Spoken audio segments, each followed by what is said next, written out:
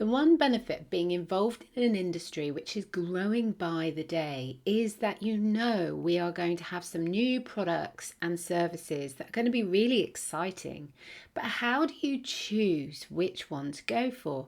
For example, if you're thinking about providing a tented accommodation, some canvas structures, how do you decide which one to pick? What do you need to do when you're going through that decision-making process? What things do you need to consider? This is what this episode is all about.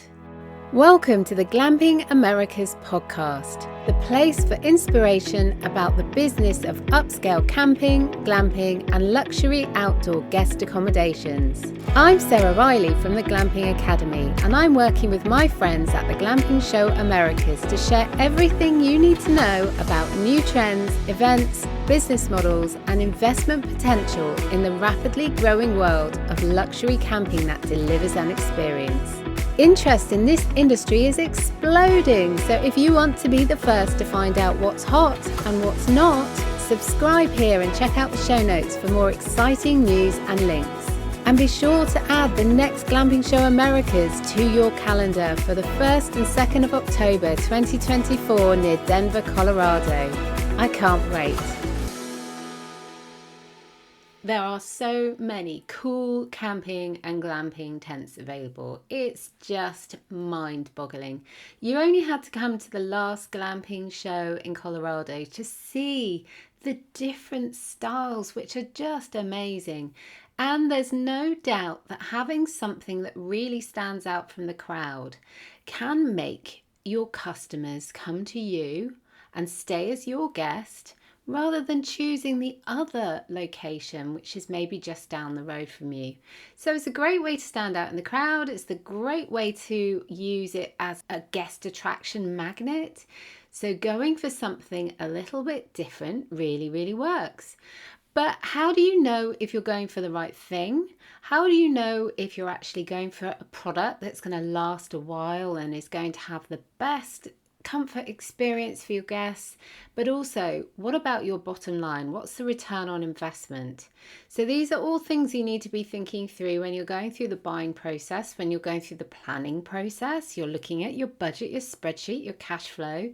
You're thinking about what your guest will be paying for when they're coming to stay, and how much money are you going to be able to get back over a season, and how much is that going to be paying off any loans or investments or anything else that you've got with other partners. So in this episode, I'm going to be talking about the different styles of lodges and canvas structures and what you can expect from them. I'm also going to be touching on a few things that you need to be thinking out before you actually jump into the deep end and pay for something. So first of all, let's have a think about what kind of canvas lodges there are, what kind of tents there are, and what experiences that will give your guests. So we know about safari tents and canvas lodges. These have been around for a really long time. They are something that people love. They are large, so you can get a large family in there or lots of friends staying together. So they're really good for group bookings and family bookings, and it means you can attract those types of guests to your property. They also have a healthy longevity if you are buying the right fabric for your location. So I've talked about this many times before, but the wrong fabric in the wrong location can cause all kinds of negativity, such as mold, black mold, stains, and as soon as you have these kinds of things, then it looks dated. It doesn't look very nice, and people won't want to be paying you good money to stay in your stained canvas structure. Of course, your canvas structure might be amazing, but if it doesn't look good, that matters to the customer, that matters to the guest. So you may be able to take a sneaky photograph that doesn't include all of the stains and the marks or the mold, but as soon as you have people come and stay, you will find that they will be giving you a bad review. They may even complain and ask to be located in a different tent, and there'll be all kinds of other headaches that you just don't want. So thinking about your fabric, thinking about if it's made for the conditions that you've got are really important. So for example, if you have overhanging trees in the area where you're going to be putting your canvas structure, are those overhanging trees going to be falling onto the roof in terms of when they shed their leaves and their twigs and any other bits and pieces that come down, including sap, which we don't realize the sap of a tree is constantly shedding out of the tree, particularly in warmer weather. And that falls down onto the top of your canvas structure, and that will stain it. It will give it a sticky feeling, and this in itself creates a nasty kind of staining and touch and feel to the fabric itself. So if you have trees, then you do need to think very carefully about what kind of structures you're going to put under the trees. We do have available to us, particularly in Europe and some parts of North America, we have canvas structures that are actually 2-story structures. So you have a downstairs and an upstairs. This is really good if you are looking at inviting larger families and larger groups into your site. It means the 2-story is a little bit more adaptable. Downstairs you can have all the kitchen and the living facilities, the bathrooms, the toilets, all that kind of good stuff. And then upstairs is the sleeping areas and the areas where people can go to get away from downstairs where everyone maybe is hanging out. This is a canvas structure, of course, so there's always the noise pollution, and noise will go from unit to unit. So going upwards is a great way of being able to maximize the space you have available. If you go outwards along the floor space, then you're going to be closing in to the next door neighbour's space, and as I said, noise does spread, and the last thing you want to do is to make a situation where people aren't feeling they have enough space between them and the next door neighbour. So then we also have the yurts and the gers. This came originally from Mongolia and Asia, and they've been around since at least the 13th century. They usually are a circular wooden framed tent with low roof lines that can withstand really strong winds and some very dynamic weather. However, they do particularly like to have a drier environment. They were built for the drier desert areas up in the mountains, and so it can be a bit of a problem if your area is very, very wet. You certainly need to be thinking about when you're going to be packing it down, how you pack it down, how you store it, and all of that kind of thing. Because if you don't store it properly, you will have a problem with mold, and when you unpack it in the new season, you will have the desperate situation of having a full booking calendar, and yet your yurt is there covered in mold and you just need to clean it all up before you put it out. And that can be an absolute pain, a disaster, especially if you then even have to go out and buy a new structure, because they're really quite expensive. Then we have the Old Faithful bell tent. Bell tents are great. They've been around for centuries. They're incredibly popular and often very popular amongst the glamping site owners as well. The reason being the very, very small investment up front and a good turnaround on their return of the investment eventually when they've started receiving guests. They can also be used for temporary sites. They can be used to rent to people with land.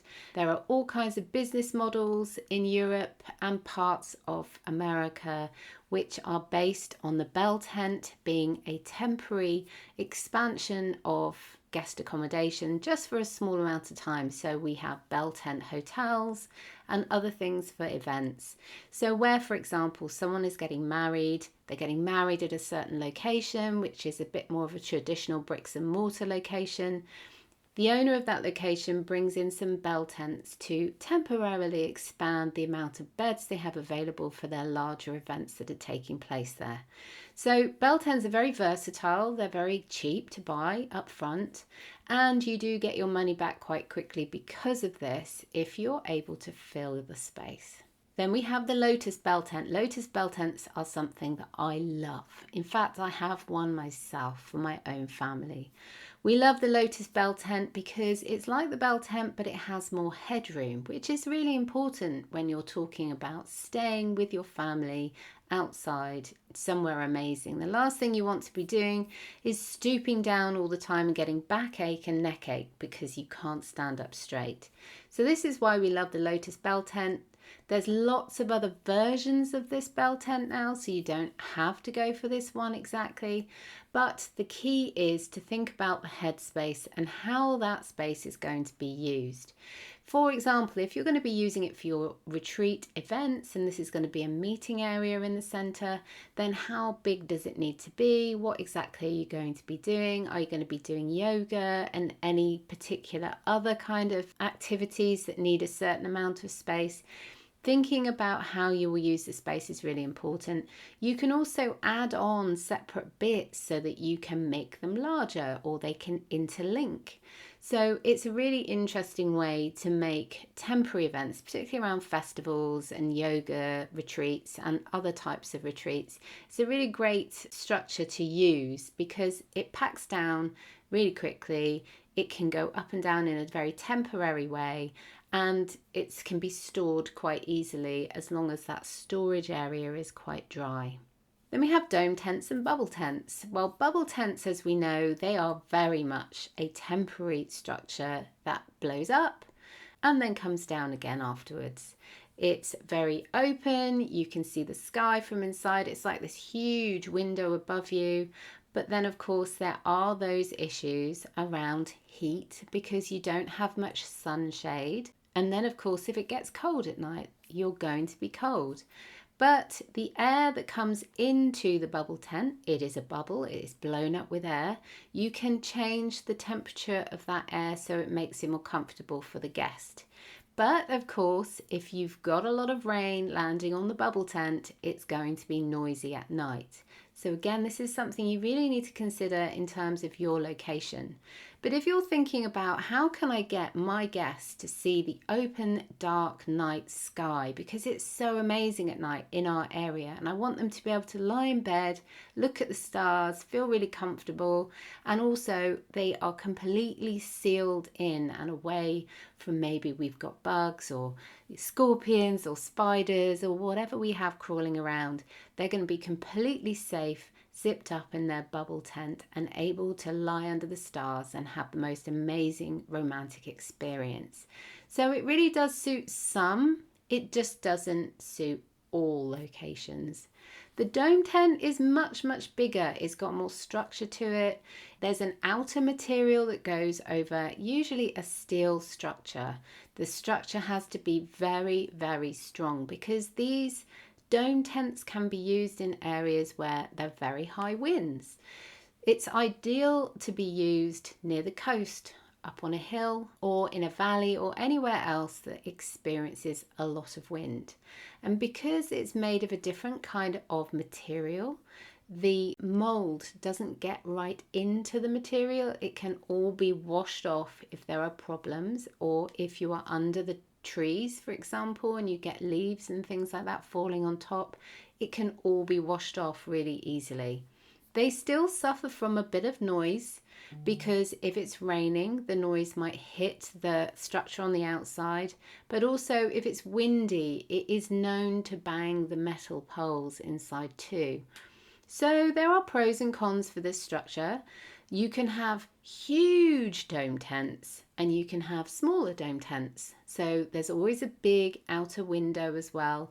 And you can certainly have the very large ones as a meeting area in the middle of your site. So if you're looking at a communal area or somewhere where people can come, have some food or do some activities, the dome tents work really, really well.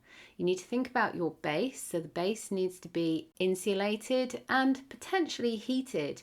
Certainly if you are in an area where you get a lot of very, very cold weather, very deep snow, having a heated floor is really important to keep your guests warm.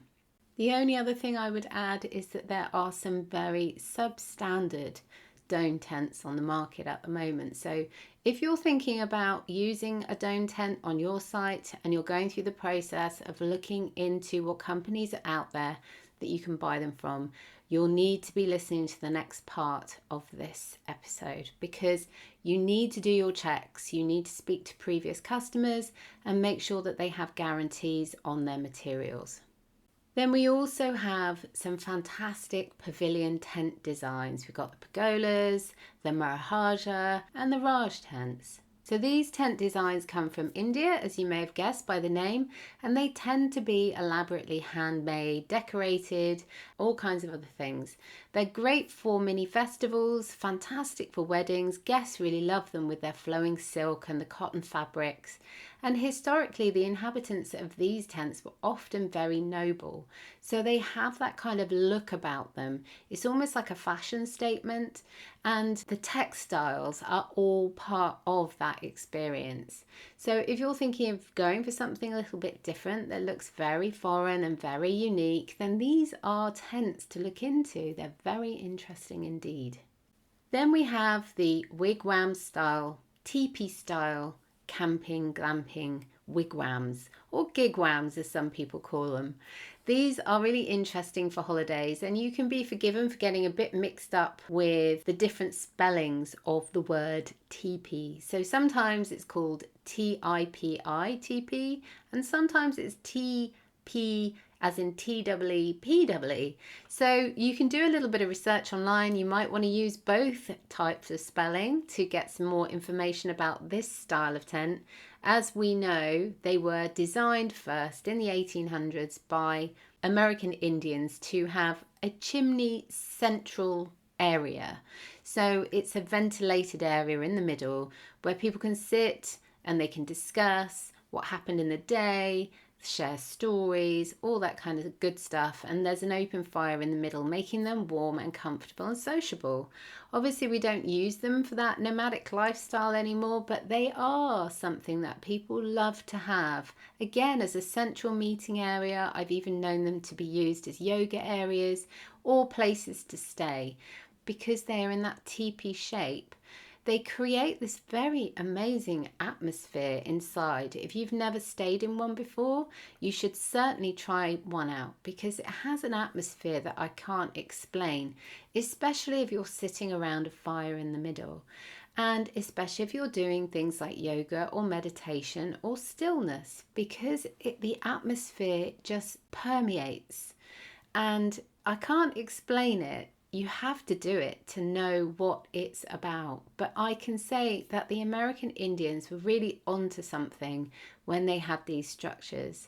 The only thing I would recommend is that you don't have a fire in them unless it's a closed-in fire in a proper fire unit, because of the CO2 and because it's a very different thing to get the fire burning properly so it uses the natural ventilation than if you're using a chimney out the side.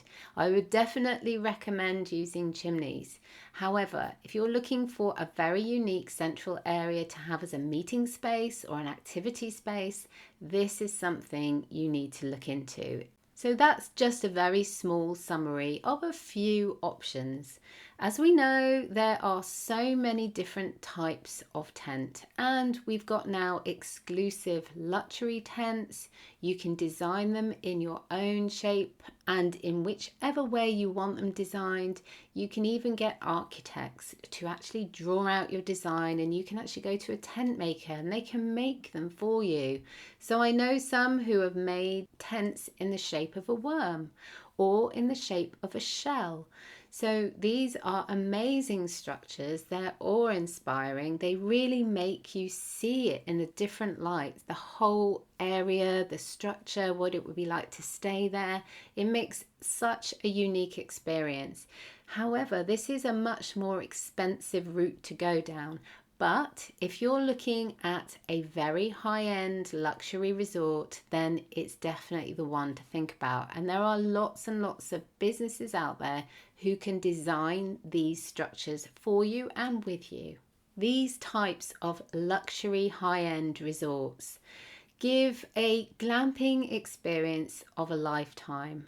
they are the kinds of things that you have on your bucket list to stay in as a guest.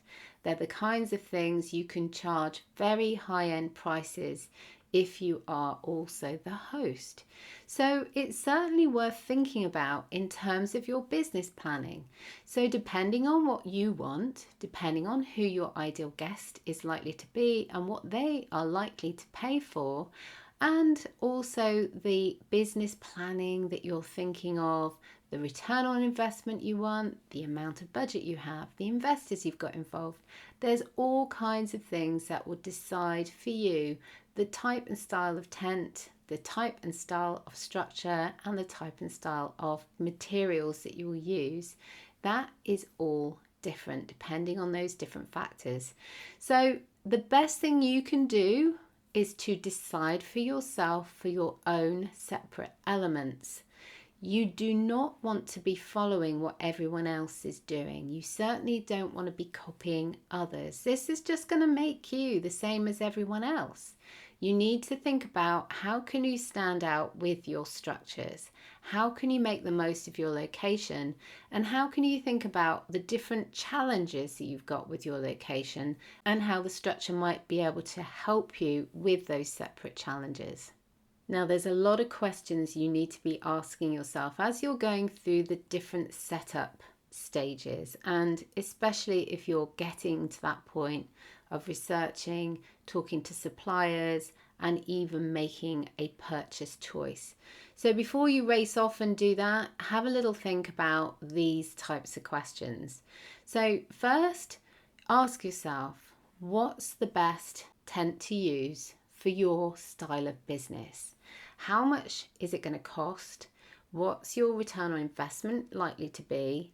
How long are they likely to last? And also, are they going to be safe for your customers, your location, any wild animals you might have there, and anything else you need to be thinking about, and all that kind of good stuff. You will also have different permissions that are required depending on the type and style of your structure, how large it is, and all of that kind of thing. And depending on the weather, thinking about waterproofing it and how often that needs to take place. And also, how are you going to heat that structure and how important is that depending on your location? And this is often forgotten. There is always a view. So is your structure helping you to give that experience of that view to your guest when they wake up in the morning and sit up in their bed? Or do you have canvas doors blocking the view? These are really important things to think through, because at the end of the day, people are there for your location, your views, and everything else that makes your land and your business special. So make the most of that. I've been to sites and I have seen people buy structures that literally block the view. And this is something that is easy to do unless you're thinking about the needs, the wants, desires of your customer. Another question to ask yourself is it big enough for my ideal guest and the needs they might have? So are they going to be bringing family? Are they going to be bringing their pets? How about friends? So if you're going to be doing something around weddings and events, how big does it need to be? How big does the bed need to be? Are you going to have a double bed that splits into two singles? Maybe you're going to have a four-poster bed.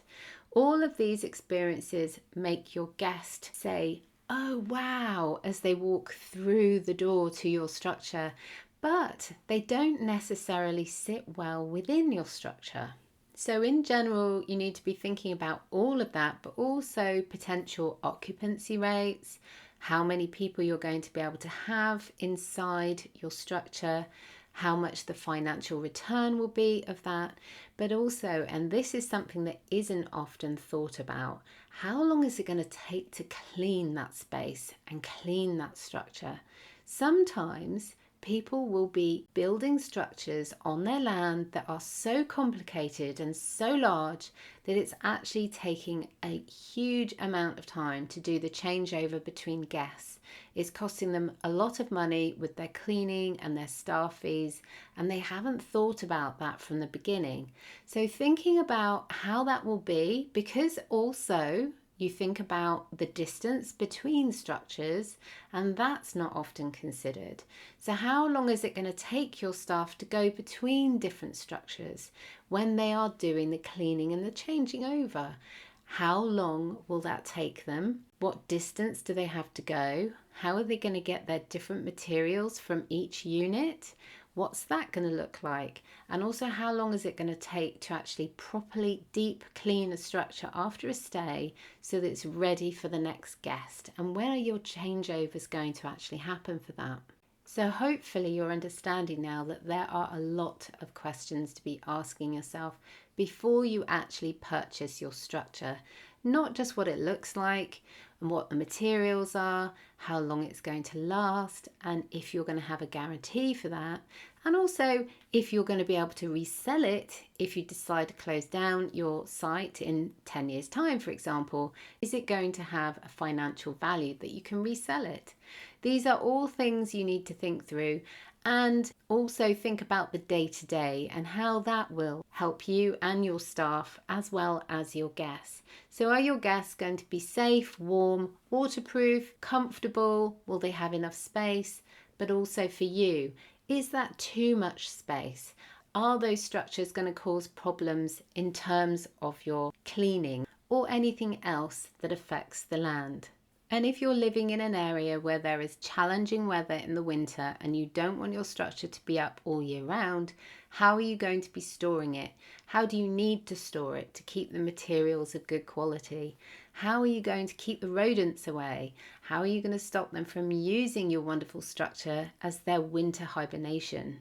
While it is possible with the right permissions in place that you can keep your structures up all year round, you may decide that actually you're going to take them down over winter because it's just going to have too much of an impact on the materials and on the structure. So where is that dry space going to be to keep all of that material, all of the furniture and the fittings and the fixtures safe, clean and dry? So a lot of owners that I work with, they do decide to shut down over the winter because it's when they decide to have a holiday. They decide to shut their site down, they go on holiday, have time with their family where they can unwind, de-stress and not think about work anymore. So during that time they tend to empty their structures of all of those materials that can be ruined in damp, cold weather, keep everything else inside which can be wrapped up in plastic, and then store everything else in a very dry storage area with some kind of dehumidifying system and also something to keep them safe from rodents. So it is possible, whatever you want to do, you just need to decide what's right for you, what's right for your land, and also what's right for the structures that you've chosen. But it's more important to look at it from that angle than what someone might be selling to you. So think about how it's going to work for you and how you're going to be able to store it. As a final note, think about your heating system, how the guest is going to stay warm. Then your guests can be reassured they're going to be nice and warm, snug as a bug, even if it is going to be cold. And you can be happy that your guest is going to be safe and happy and coming back year after year after year. So in all of this, in summary, make sure that you do your homework. Make sure about how it's all going to fit with you and with your particular land, your project, your expectations of your business, but most importantly from your guest perspective. And certainly don't go out there just shopping for structures and looking for the cheapest priced structure. That's not going to work. They're cheap for a reason. The material is usually substandard. Certainly the metal is much weaker. It may rust. The outer structure, whether it's canvas, tensile or anything else, doesn't necessarily do the job. The windows, if there are windows put into it, often go misty, so you can't actually see out of them after a period of time. So don't think that the cheaper they are, the better they are for your business. It just probably means you're going to have to get them replaced more regularly. So think about all of those elements and what you need to do in terms of getting your guarantees from the supplier and how long they will take to actually put them in place. The other thing you can think about is, will they help you get permissions for your site? Will they help you get the right permissions in place so that you can launch your business sooner than you hoped? Many suppliers help you with this. They'll certainly give you advice. So it's worth doing that and working with your supplier as you go along, because that partnership and that support will be really helpful for you. So I hope this has been helpful. If you've got any questions at all, then do please leave a comment, get in touch, let us know what you're thinking about. What structures are you using? Or what are you thinking of using? And are you actually thinking of changing that up a little bit next year? So are you looking to do something different? And what is that? We'd really love to hear from you. Take care, and I hope you can join me here again soon.